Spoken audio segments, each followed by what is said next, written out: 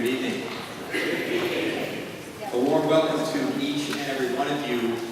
Those of you I've not had the pleasure of meeting, my name is Jeff Braun, Senior Pastor here at Winnetka Congregational. It is my pleasure on behalf of our co-sponsor, Congregational to welcome you here this evening for this important event. We really appreciate that each of you made time in your schedule to come and be with us and to be part of a very important community conversation. We are also very grateful for the break in the weather, which was forecast, and grateful as well that Arne was able to make it here without problem from Washington, D.C. There were many people worried.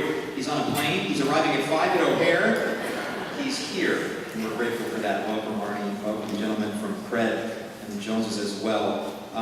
You are here tonight because you understand that problems, especially intractable and profound problems, are solved not in isolation and not alone, but in community. And you also understand that problems are deciphered and solutions found not often by speaking first, but by listening. And we are here tonight to listen to profound and important testimony from friends that have come up from South and West Side and who will offer up their personal stories so that we can be illuminated and become part of this broader conversation that we hope tonight is a part of expanding. There are many people working on this difficult problem of gun violence in the greater Chicagoland area, and we understand it is not a side problem, a west side or a south side. It is a Chicago problem. It is a human issue, and we are engaged in it for that reason. This co-sponsorship with Hakafa and Winnetka Congregational Church is really purely to underwrite this event. This is meant to be a broader, multi-faith event. And if you would please just look inside your program at all of our partners in this event, whose names, most of them part of the Mature Multi-Faith Alliance, indicate their fervent belief in the community-based solution that we are trying to find, and that Chicago CRED is clearly all about. Thank you for being here this evening. We appreciate your presence, your open-mindedness, your open-heartedness, that you believe that you can be part of the solution, and that you're here to witness some important testimony from friends newly made. It's my pleasure now to introduce Leanne Pope, who is a member of Winnetka Congregational Church and one of the volunteers with Chicago CRED. Leanne.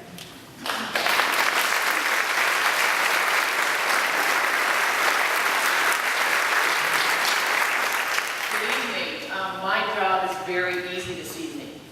I get to introduce a man who needs no introduction in Chicago, but I'm going to give it anyway. As you all know, Arne was our U.S. Secretary of Education in the Obama administration. He was also the superintendent of our schools. But what you don't know about him is that he is a humble man. He is a man whose heart, soul, and keen mind is determined to make transformational changes to the Chicago neighborhoods that need those changes. He's determined to have kids walk down the streets safely again. So with that, Arne, welcome.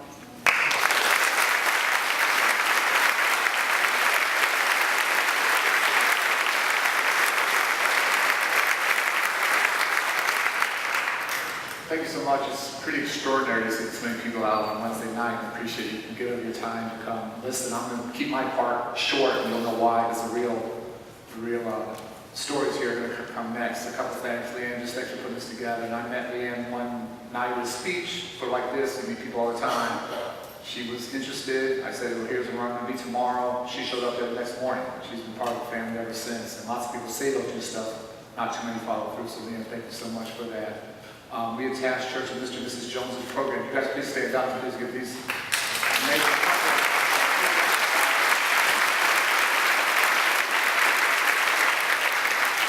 We only do this work to and through a community. And they have run the Youth Peace Center for how many years? Only 23 years on 111th Street. And as we started to get to know the neighborhood, it just kept going back. Mr. and Mrs. Jones, Mr. and Mrs. Jones, Mr. and Mrs. Jones. And I don't say this easily, particularly enough to say like this, but I think they walk on water. I think they're extraordinary. And we can't begin to succeed without their leadership and other partners throughout the city that are just amazing. And then Dave Snyder, if you can please stand. David's been my right hand.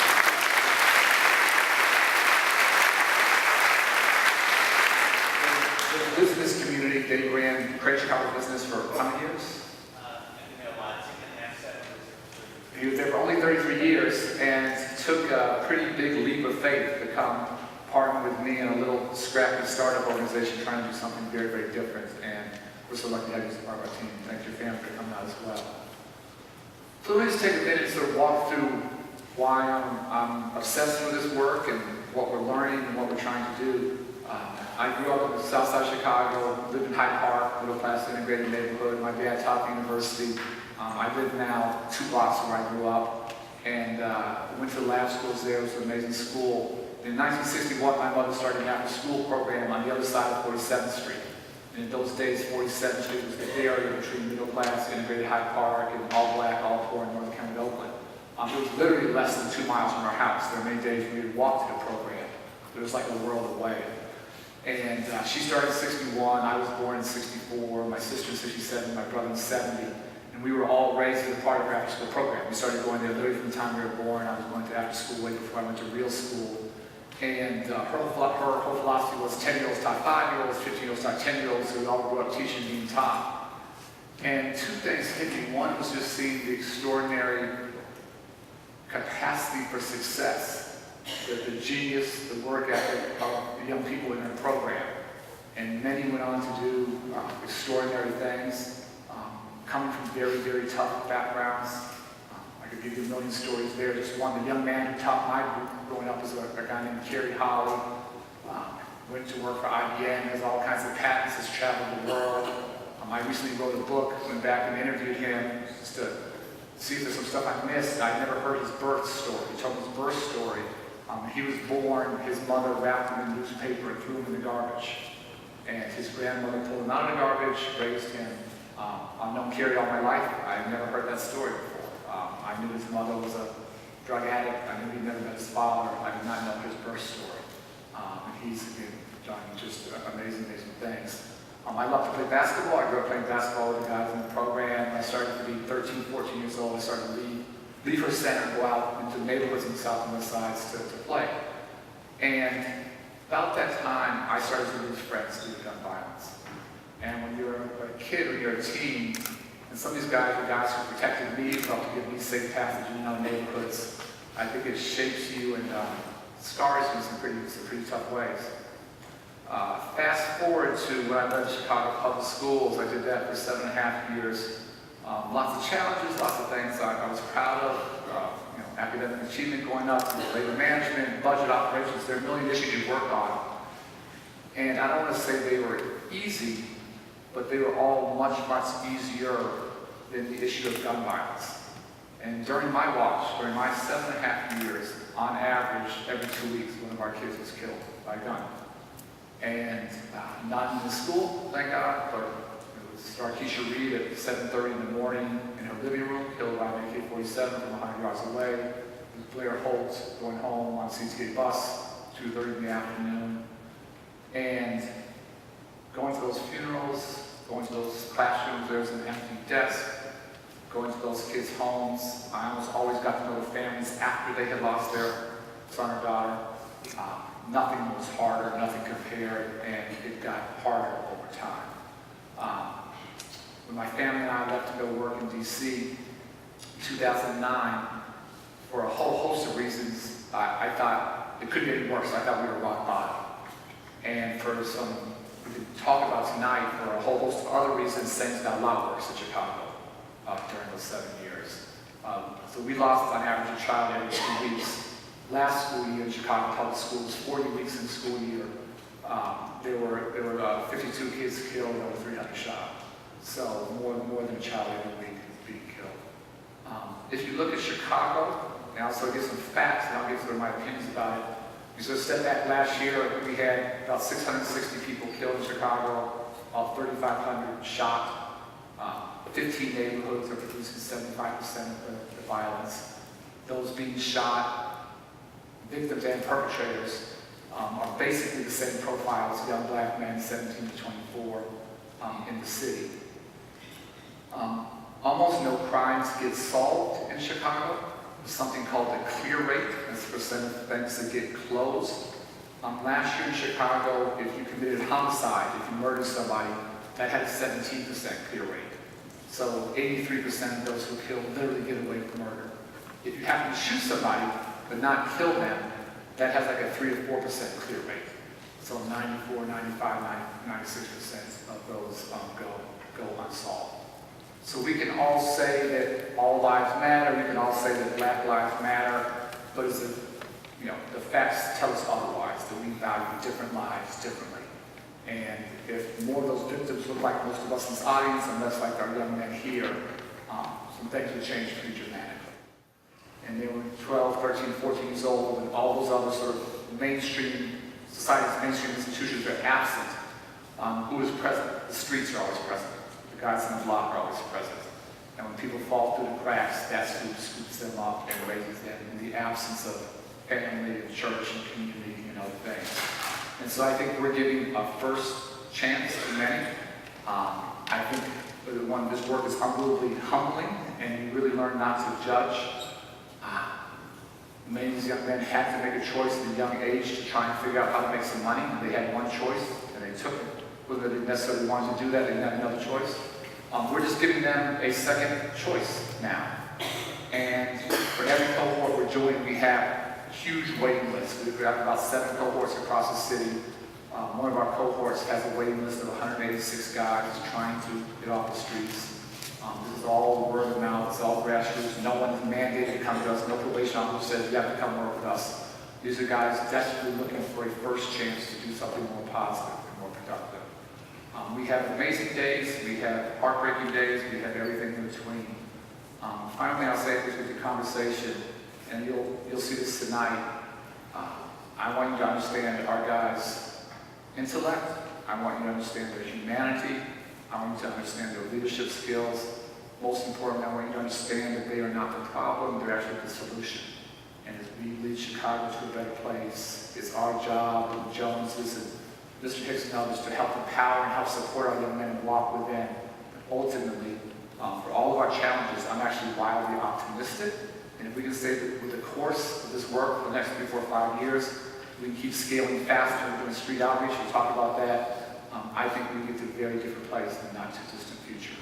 The final thing I'll say is that the magnitude of the challenge is large. I talk about trying to go from 660 to 92. Chicago has not been below 400 homicides since the 1960s, and probably long before that. So we're trying to do something that is a little crazy. We may fail. I can't guarantee success, but we owe it to our kids to do something much better. The level of fear, the level of trauma, the number of kids who can't play outside, who just rob them of the chocolates, is something that's fundamentally unfair about that. And that's what the driving passion factor for all of us, is just trying to get kids their childhood's back. I don't think that's too much to ask. But I'll stop there, ask our guys to come up for a conversation.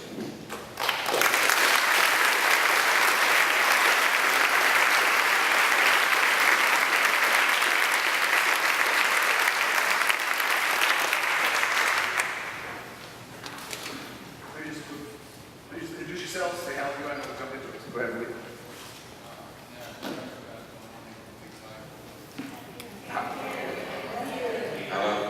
Try to help. Tell them. Test. Hey, how you guys know? My name is Malik Tight. How old? I'm 22. How you doing? My name is Arne Hicks. I'm a life coach. Last time I was working. What it is today. How y'all doing? I'm Joshua Joyce. I'm 26 years old. Good evening. My name is Brandon Willis, and I'm 22 years old. Let me start. Mr. Hicks here, we know we call him Hicks. What is a life coach? What's the job of a life coach? What does that mean? It never ends. Life coaching is the big brother, the fatherly figure, the role model, the lead by example. You really just trying to advocate for these guys that never really had a chance or been given a chance, and try to lead them in the right direction. Instill dedication and determination. What's been the hardest part of being a life coach? What do you enjoy the most? Where are you seeing progress? Where are you frustrated? The hardest part is not want to see them fail. It's rough in the city. The news may say one thing, but actuality says a lot more. Probably the hardest part is dealing with setback. Recidivism, going back to prison, starting over, dealing with that. A lot of these guys lost friends, real close friends. You have to get them refocused after things like that happen. You're dealing with a city block with 13 houses, and out of the 13, maybe 5 of them are there. So it's a lot of frustration with it, but we fight through it. Take a minute, maybe just talk about growing up. You were locked up more than a couple of times. How many times were you locked up? 4. 4 for how long? Altogether, close to 16. Since 98. You gave up a lot of time. Yeah. And you used to be out there with a gun, and what was that like? What did that feel like? Yeah, at the time it was fun. It's the norm where I grew up to, but I was an opportunist that was getting away with a lot of things. Kept going on with it. I just got to a point in my life, I said, I didn't want to beat my mother to the graveyard. Running to Mr. and Miss Jones, gave me an opportunity. I've been on a straight and narrow since. I ain't even been stopped by police. So that's over 2 years, so I'm okay with it. And at the end of the day, we blame a lot on law enforcement, but we bring a lot of stuff from ourselves. What was it like for you to go back to the place where you would spend a lot of time? Oh man, I was actually going to Cook County Jail as a free man, which is kind of strange. It was a good feeling because you get to go talk to guys that you've been in the same situation, they're the same thing, the same cell. You never know, there's something for them out there. A lot of these guys just need programming, a little bit of guidance. Prison ain't the worst thing. I'm sure it definitely is, but you have to be willing to learn whatever predicament you set in life. And for the most part, I think that program is doing real well in the county. It's great to go back and to speak and to be heard. I like to speak anyway, so I'm not really whatever we're talking about. It's really happening. Malik, talking about growing up. Well, pretty much growing up, I grew up in a single parent home due to the fact that my father was incarcerated. He was sentenced to 10 years in prison. And pretty much, you know what I'm saying, since my mom couldn't do as much, I strayed towards the streets, strayed towards a different way to making money, which it probably was not the right way. And around 2013, I caught my first gun case. 2014, I ended up getting shot 6 times. Around 2015, I ended up catching another case. So basically, it just was a ball and dough for me. Going into trouble, back and forth, and in and out of jail. Obviously, I couldn't leave the guns alone.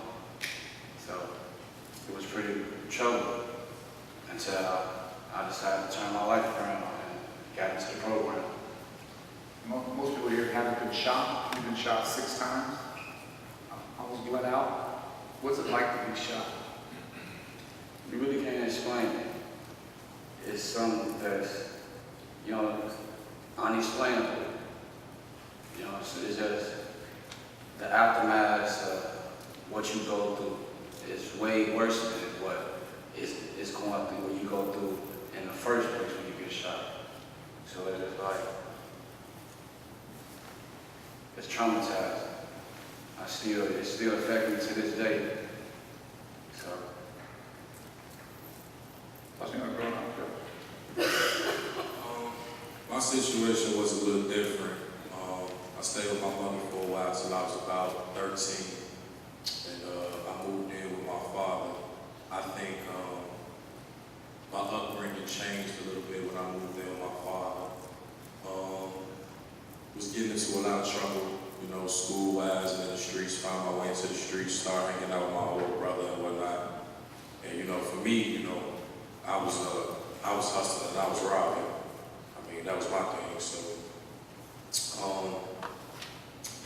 was getting into a lot of trouble and whatnot. Luckily, I stayed out of the law lane until I was about 23, and I caught my first felony, which was I caught 2 burglaries. After that, I really had time to sit down and think about my life.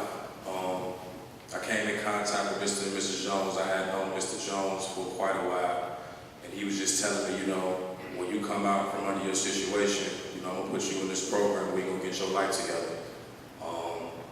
My first offer was 4 years.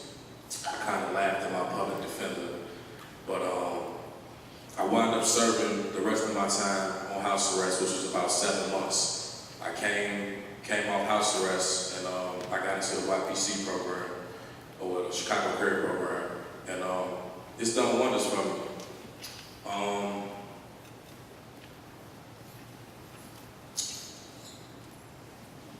Sometimes, it takes time, once you've lived a certain life for so long, it's kind of like you're almost stuck in that mode, you know what I mean? But I'm still working on myself. If I sat up here right now and told you guys I'm all the way together, I'd be lying, you know what I mean? I think working on yourself is an everyday thing, it's progress, but you have to be willing to make a change and be willing to, progress and do different things in your life to change, you know what I mean? So. Right. Growing up, I had a big family, a lot of love behind me. But, I was young and I can say real dumb. So I made a lot of stupid decisions that put me in predicaments that I wasn't ready for at the age I was putting myself in those situations. I got kicked out I got expelled actually from all Chicago public schools in 2012. And then I got kicked out of Turner schools. So I was just in the streets, a lot of time on my hands, nothing to do, but get in trouble. I was arrested in 2012 as well. And that time just set me down. I was 17, they charged me as an adult, so I had to go sit in Cook County. And it kind of changed me, calmed me down a little bit, made me think about life and my younger siblings. And my mom never came to see me while I was in the county, so that kind of got to me. But when I came home, she told me she just couldn't see me in that situation because she felt disappointed in me, but she seen the potential in me. So talked to my mom when I came home, kind of made me calm down and just get a thought about what's important in life. And then came 2017. I met Mr. and Mrs. Jones outside the UP Center. And I think since that day, everything changed for the better or good. Because I ain't had nothing on my background that I was proud of to tell people about, to brag about. But ever since then, I got high school diploma, full sanitation license, asbestos license, lead paint removal license. And I got all this over the last year, because of the Jones and the help of my life coaches and Arne Duncan. So I owe them a lot. I'm real grateful for them.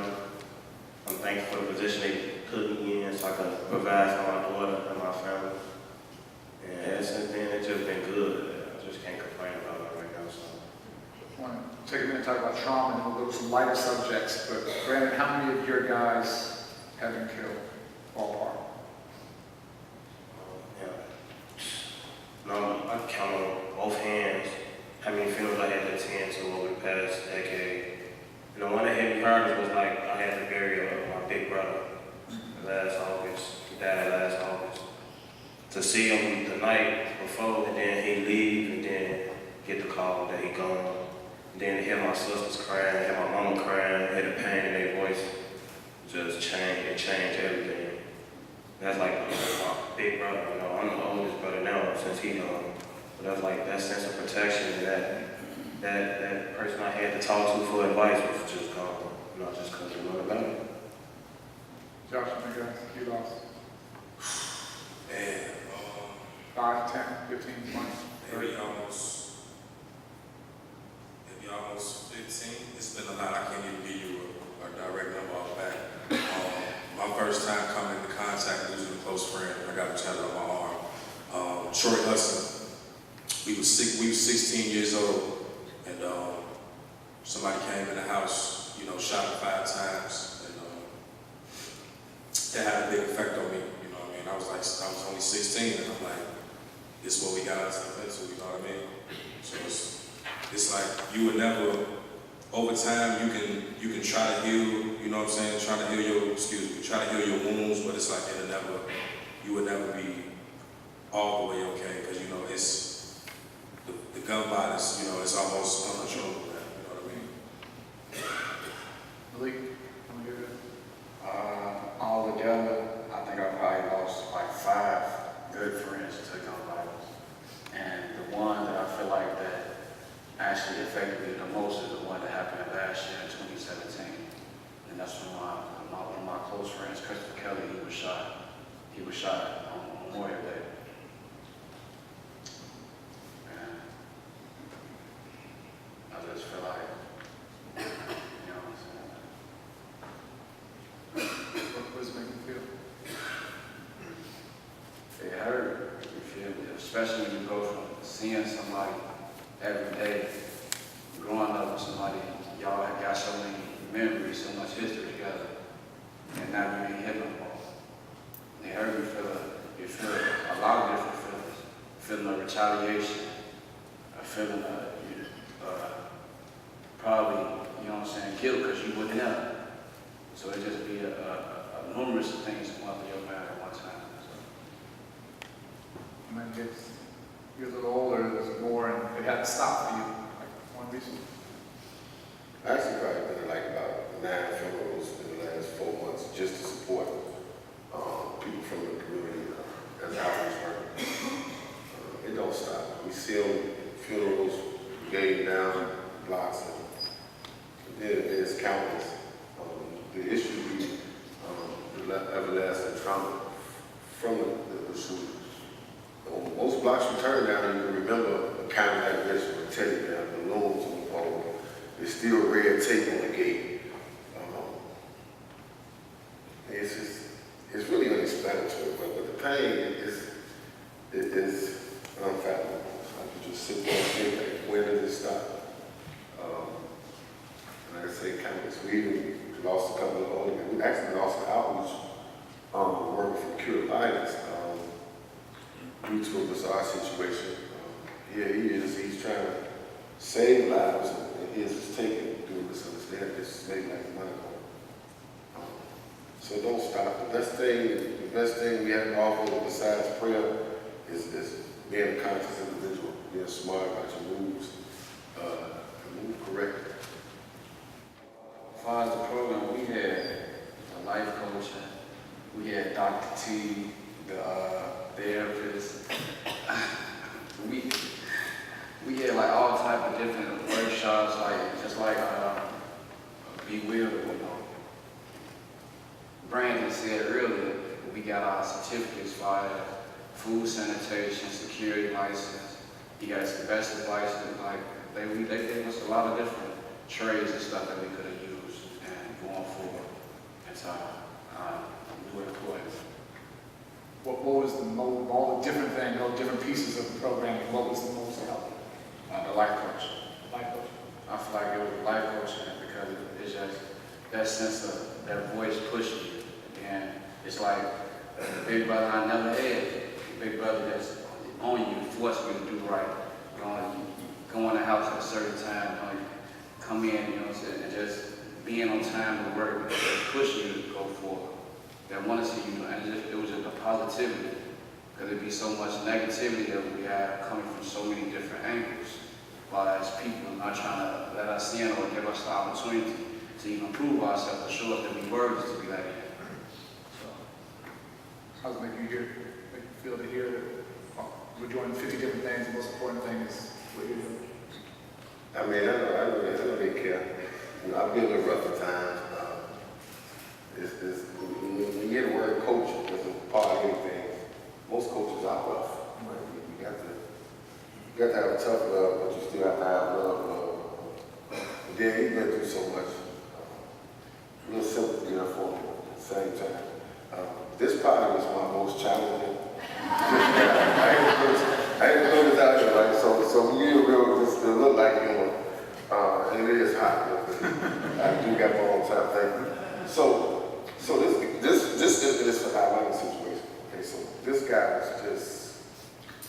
rebellious to a lot of things, right? So, Not this guy here. no, not I'm talking about this guy, the one over here with the brown eye. So it's the beginning of the program, and okay, we started April, so many things. So we ain't 90 days into a relationship. Right? I like his fire, man. I mean, he reminded me of me. So there's one situation, he just has an issue with feeling like someone's told on. Okay, so just one time he just would not leave me alone about a situation. So he gets realized that I'm not gonna budge, he's not gonna budge. Cut a long story short, it was that moment I think that made him realize, okay, he is from me now. Like 7 months later, find out that his dad is one of the guys I grew up with. So and then he also gave me, at that point, gave me the right to get a woman, which I never did. But yeah, it's real. I think it's more satisfying to me because at the end of the day, I grew up gang banging for real. I'm gonna be honest with you. It was like the first love for me. I want to be Larry Hoover. I want to be the best I could be what I'm trying to be. But when you look back and think of it, I still got guys right now that can't stand me because I am like them. And I'm not on the block no more.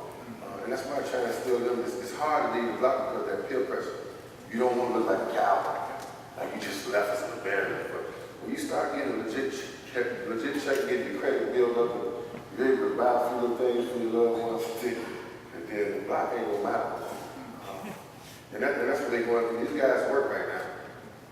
They done work, right? And they won't instill with other guys to work. But life coaching is fun. It's a headache at times. But I still got Mr. and Ms. Jones. They are also life coaches. It's just not under their title.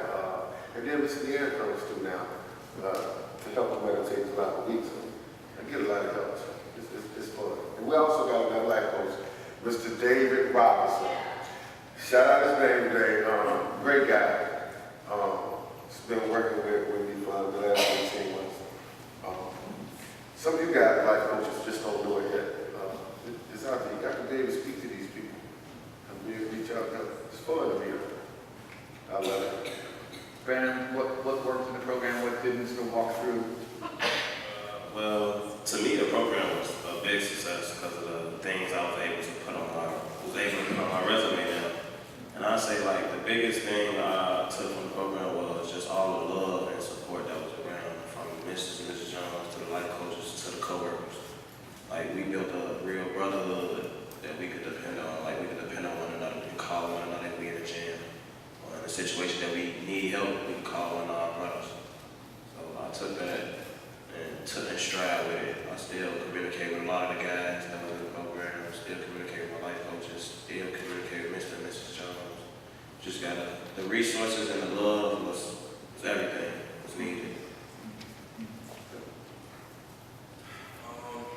I'll just say all around lessons, from, he's a funny guy, I learn from these guys every day still. David Robinson, Mr. Hicks, Mr. and Mrs. Jones,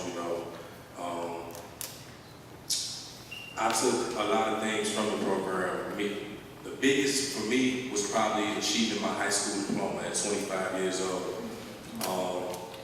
It's never too late, to accomplish anything, whatever that may be. And like I say, I learned something from everybody in that program, And we come from all walks of life.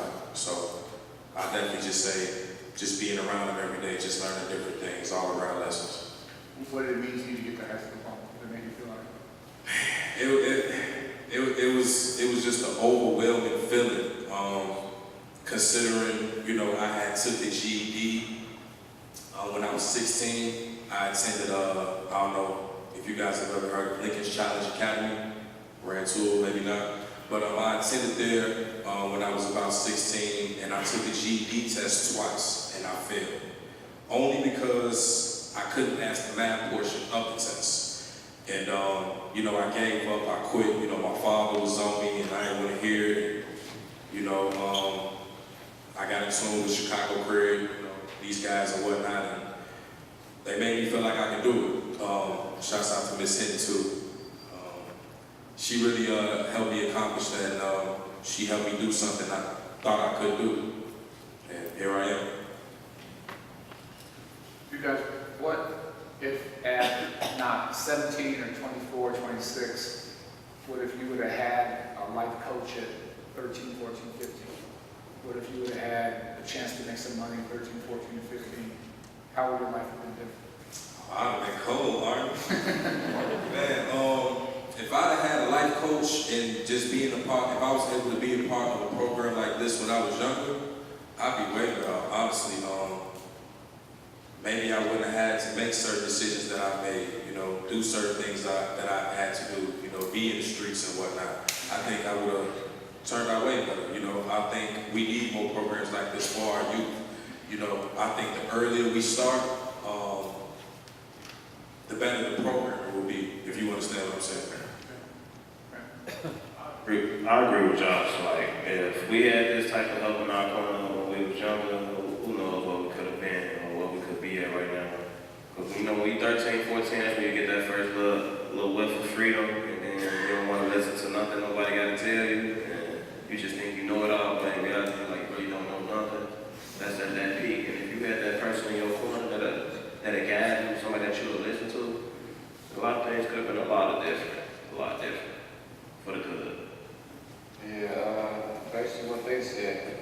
If I knew what I knew now, back then, I'd be way farther. Like some of the mistakes that I did make, I would have never made.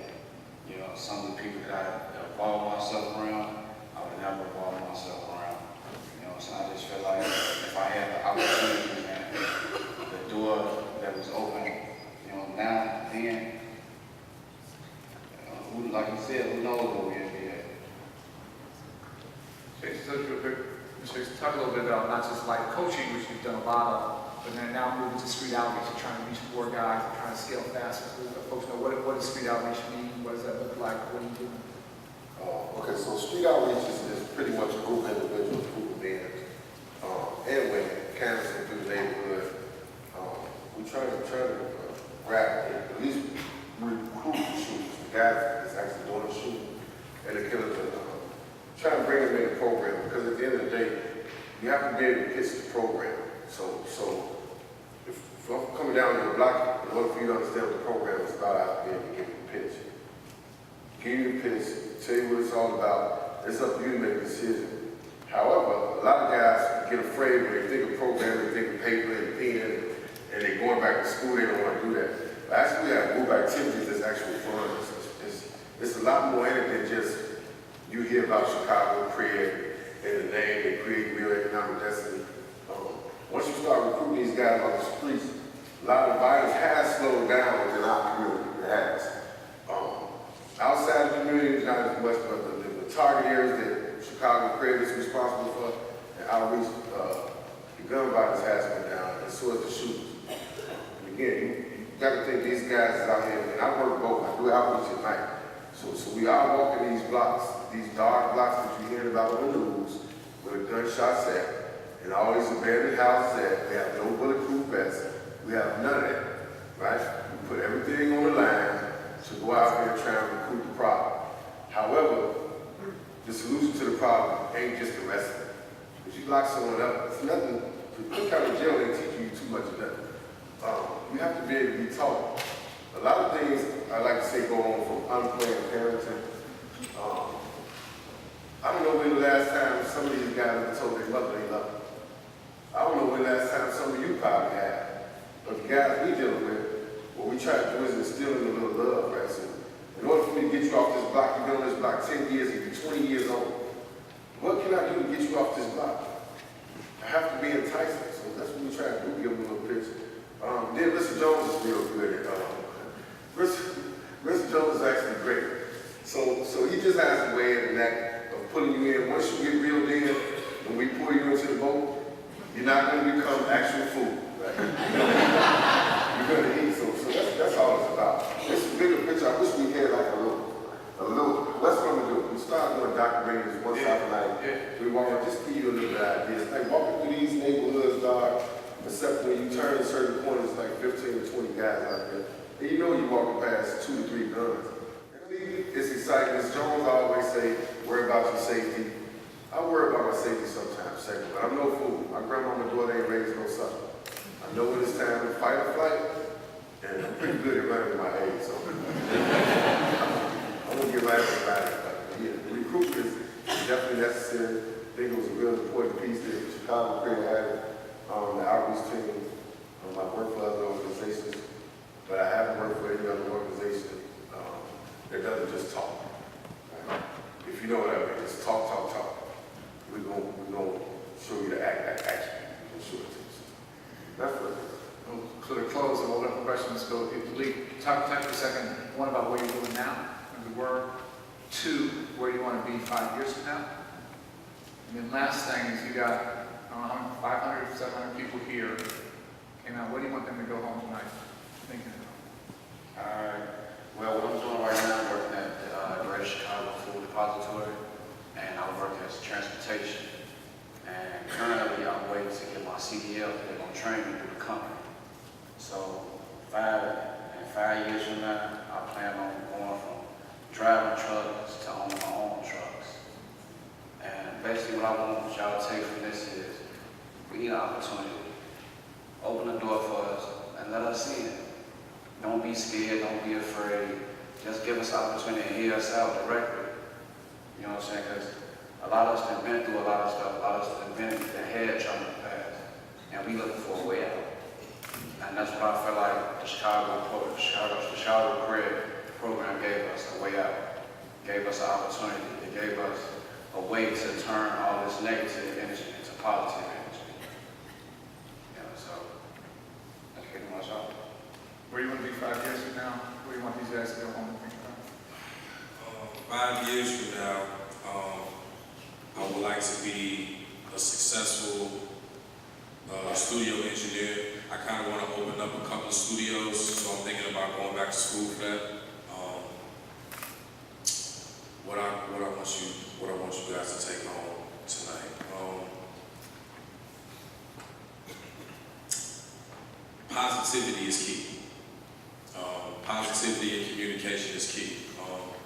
We have to talk to our youth, you know what I mean? We have to be open with our youth, you know what I mean? Because if we're not talking to them, you know, who knows what they're thinking? You know, they have certain ideas and ideals that they want to put out, you know, that I think can make a difference, you know what I mean? So. What are you doing now? What are you going to do 5 years from now?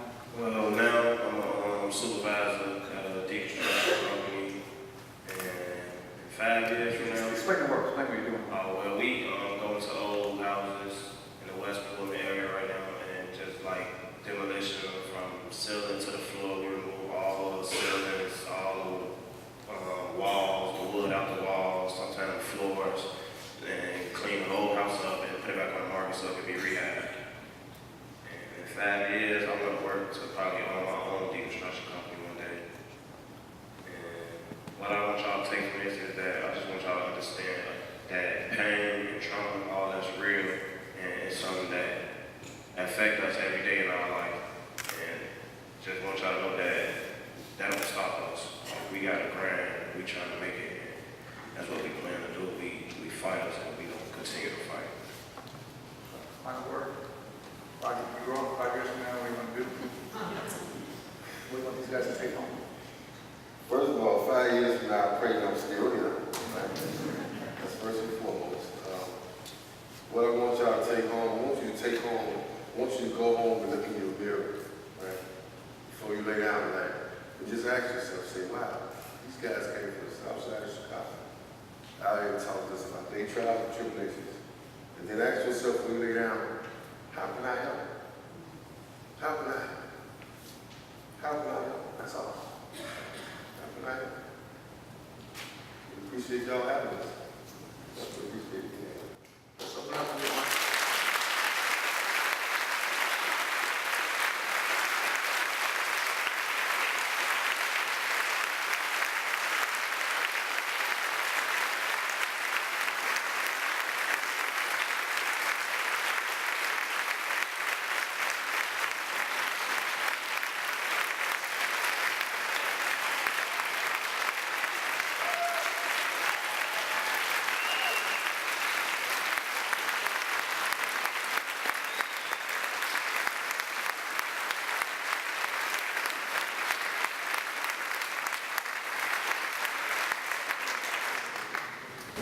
Wow.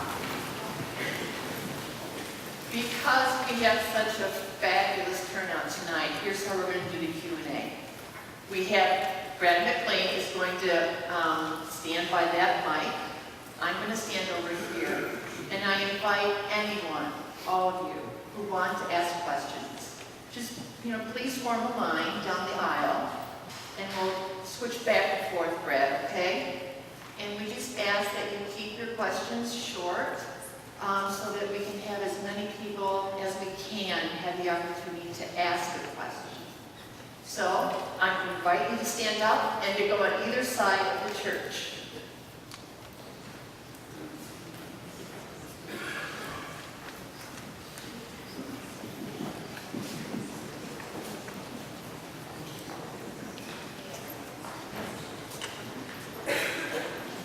Yep, go ahead.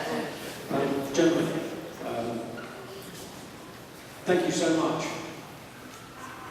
I can't quite imagine the life that you've already gone through and how different it is to mine. So, thank you for sharing those experiences. It's been quite an evening already.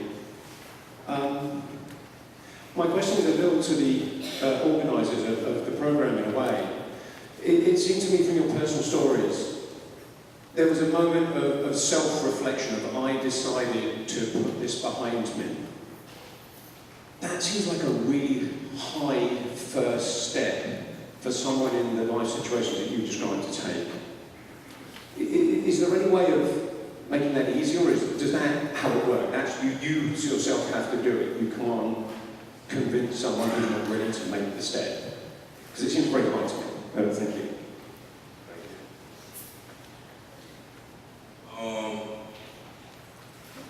To even get yourself to that point, I think you have to sit down and think a lot, do a lot of self-reflection to even get yourself, to build yourself up to that point. You know what I mean? I think you have to be confident enough in yourself, you know what I mean, to be like, I want to be better, you know what I mean? You can't be helped unless you decide to help yourself first, you know what I mean? So I think you have to do a lot of self-reflection and be confident in your mind that you can do it first and foremost. We'll go quick. We just ask you real quick on that because it's, when the first time you got locked up, when the second time, when the third time, it was the fourth time you got locked up that things changed. What was different then than the previous three? Laws change. Time you get changed. It's 85% now. Most stuff back then was slap on the wrist. And then reality set up, man. I'm tired of being the only one getting locked up. You still out here and I'm protecting you. You ain't speaking to my mother when I'm gone. And then again, my mother is I got 8 brothers and sisters. And I'm far from the oldest, so it just gives you a little bit of validation how old my mother is. And I just decided to give it up. It wasn't easy though. You can't just walk away. Shooting guns is probably one of the biggest thrills on the city blocks in Chicago right now. Besides having some money. So it takes, like you said, it takes time. But you got to be willing to fight. It's a demon out there. It's a big demon out there in the atmosphere. You got to be able to overcome it. I want to reiterate the thanks to all of you for coming today. Arne asked a great question to each of you, what you wanted to do in the next 5 years. So my question is, what do you need in order to do what you want to do for the next 5 years, if you know? You want to go, Brad? Well, pretty much.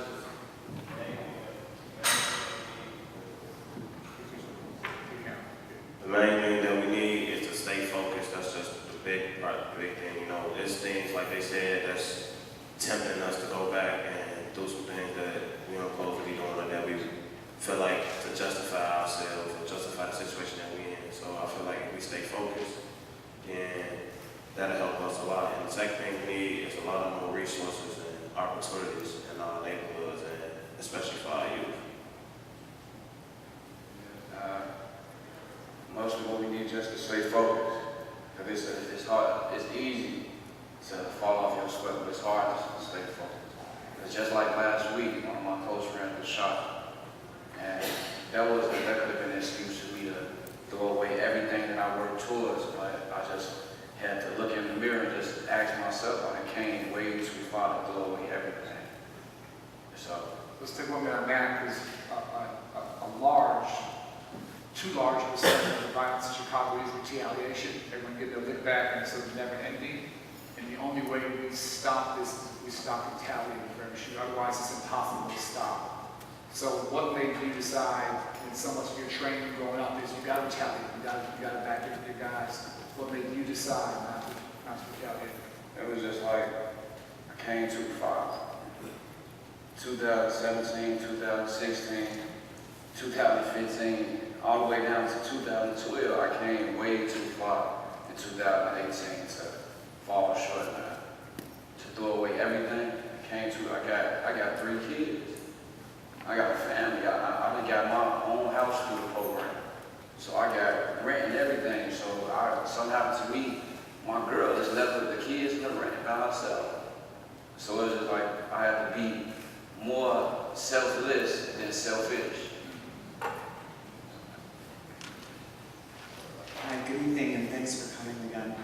I have a question. If anyone's familiar with the peace curriculum and a movement to replace police officers in Chicago Public Schools with social workers, because it reminded me of, how would your life be different if you would have had a life coach at 13 or 14? Starting the programming for the youth early will have a better effect and a better outcome. You know what I mean? For today's society, I think.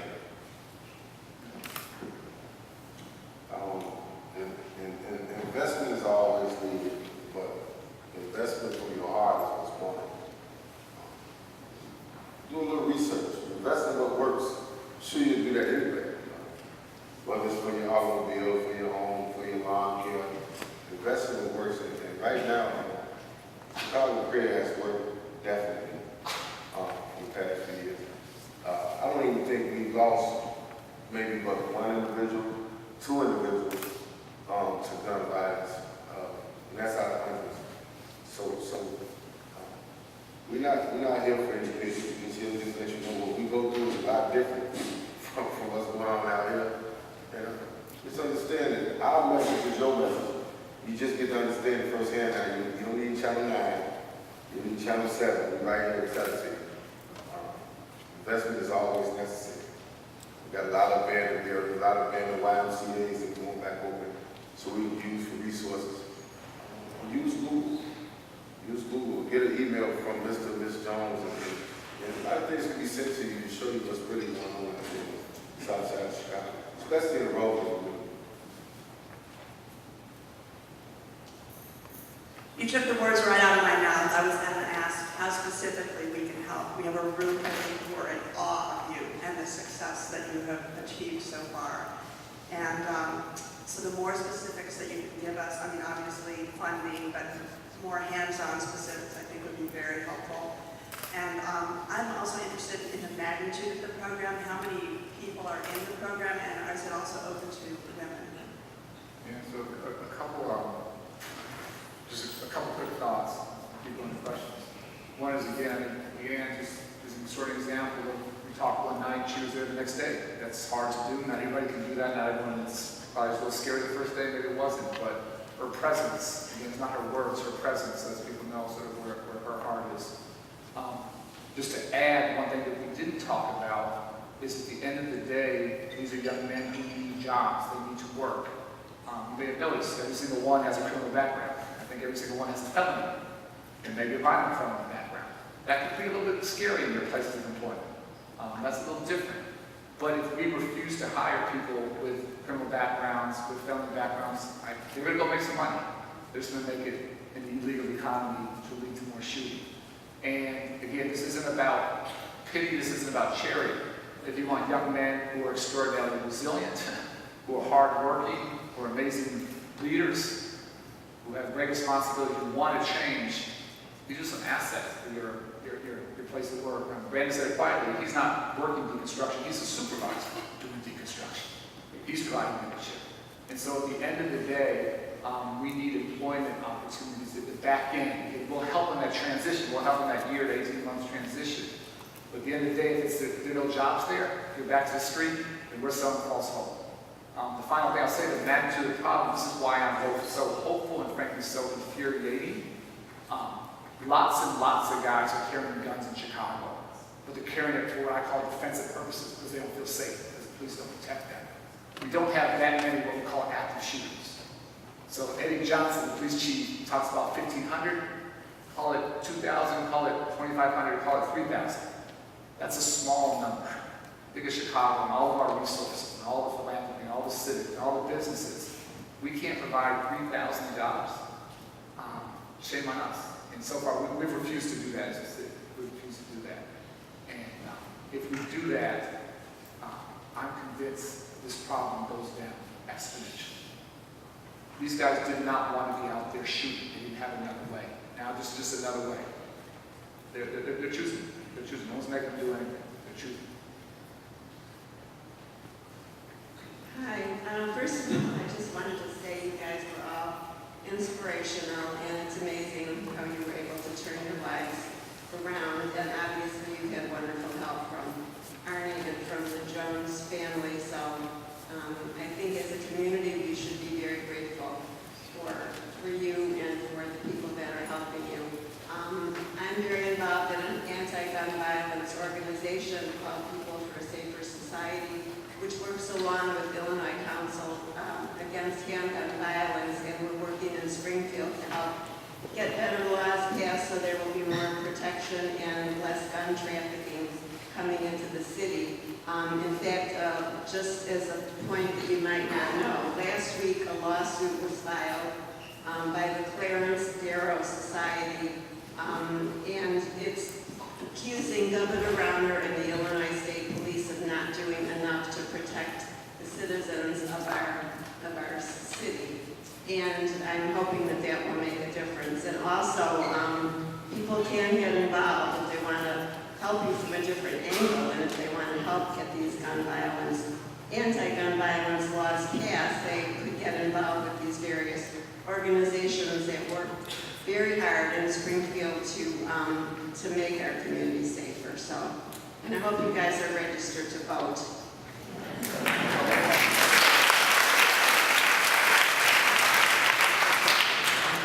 Hi, I just wanted to thank you all for coming, very much appreciate it. And I also wanted to tell the gentleman on the stage that you are on nobody's timetable. You are doing great work and just keep at it. My question is for you, Arne, if I might call you Arne. Read the book, and I am curious to know, after you left the White House, or after you left the position there at the Department of Education, why 18 to 24-year-olds? Why not focus on 0 to 5? What motivated you? Yeah, so I obviously spent the rest of my previous career working on the sort of 0 to 18 states, which I call the prevention side. Coming home to Chicago, I hope at some point to get back to that.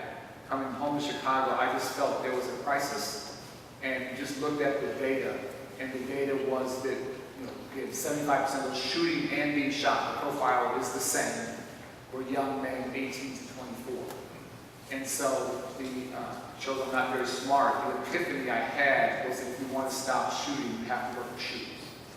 So I'm all for the downstream stuff. I'm all for starting early. I'm all for pre-K and Head Start. And we didn't talk about what we do about 1,200 summer jobs this summer for teens. We did teams from the Peacemaker programs. We did 40 basketball tournaments around the city. So we're doing a lot on the prevention side.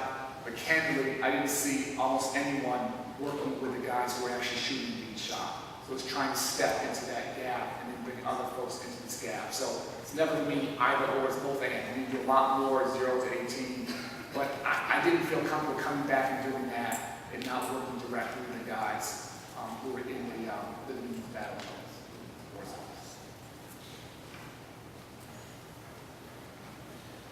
I would like to remind everybody in this room that gun violence is not limited to the south side or the west side. I personally took care of 2 of Lori Dan's shooting victims from Winnetka years ago.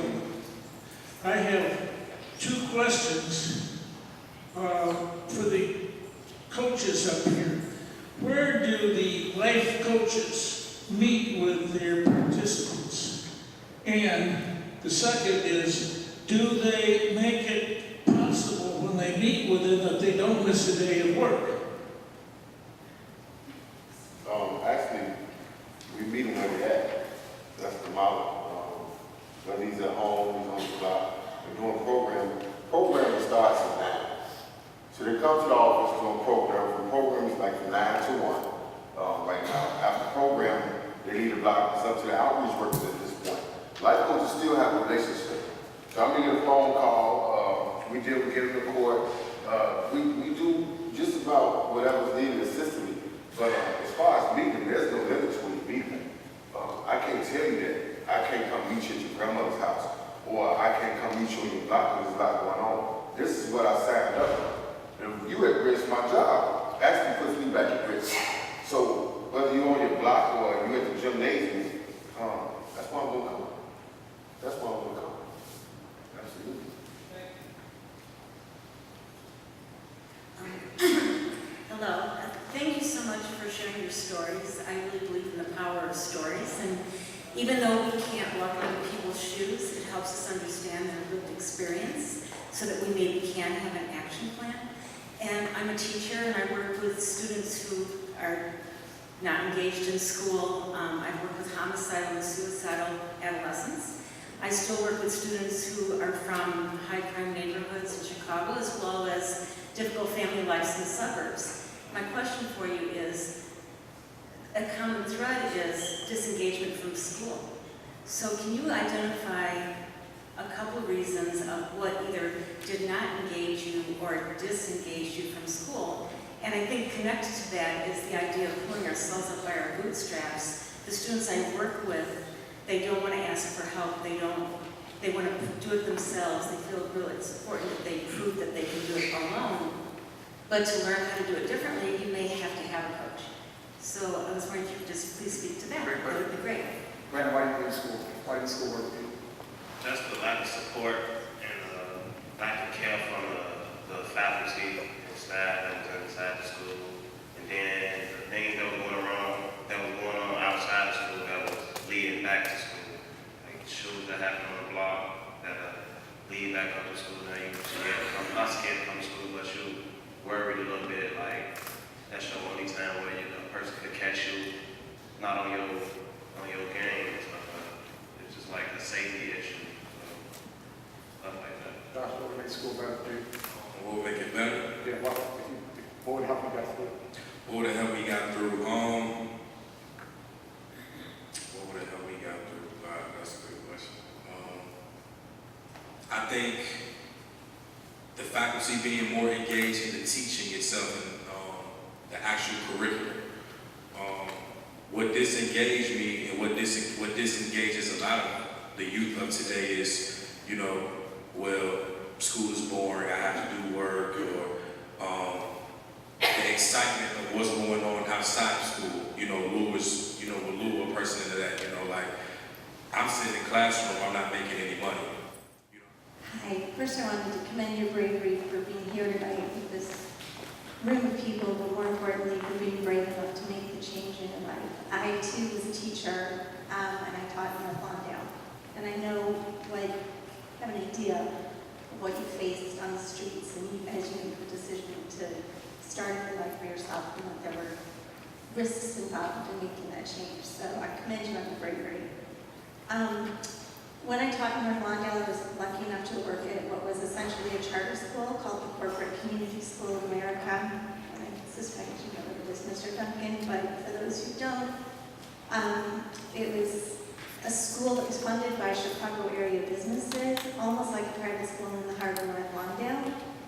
And the philosophy behind it was the big business should help fund education because this was their future workforce. And I'm hearing you guys say it wasn't interesting and you were disengaged. I'm wondering what we could do, what we should be pushing for in our education here in the city of Chicago and in the state of Illinois. Maybe a little more specific. I know at Corporate Community School there was a parent involvement requirement. I know we can't do that in public schools, but what does that curriculum look like? When we were there, it was a very Afrocentric projects with the DuSable Museum, what would have kept you engaged, other than just saying, my teachers care, what more can we do? And is it something to look at, and maybe you can speak to that, Mr. Duncan, around it, can we look at moving to a model where big business does help fund our... You let y'all start, you know. I think it's really about, you're asking us now, but talking to them and seeing what they want to do. I think, a lot of today's youth and whatnot, they're very interested in music. I think opening the doors for more music classes, I think that's one. Production and, video directing, stuff like that. I think opening the doors for that, would be eye-opening, and it would attract more of the students up today, you know what I mean? Basically, I think all schools should have an assembly or whatnot, or even just talk to the students individually and really asking them, well, what can we do, you know what I mean, to get you more involved, in school and, what you want to do. I will real quick. So I think this intersection of hip hop, fashion, music, sports is where a lot of our guys live and trying to connect there. I think the creative part of this, talk about music, you can tell a lot of these guys have written their autobiographies, so it's been extraordinarily powerful and just being able to express yourself. Third, I don't think you didn't hear anyone say school was too hard. You just heard it was boring. And so connections to the real world, job shadowing, internships, why is algebra relative important to what I'm doing? I think the disconnection, when you see the street, you see them make money tomorrow, why is this worth the investment? And that value proposition, I think our young men don't know. The final thing I'll say is we're going to take these guys, we need to take you guys down to see the Brian Stevenson's museum, the lynching museum, I have a better way to say it. The lack of, like I said, you guys are doing it at the Grove School, the lack of understanding African American history and the history of our country and how the current generation fits into that, that's blowing our guys away. And they're all learning it at 25, 26, 27, wondering why we didn't have it at 12, 13.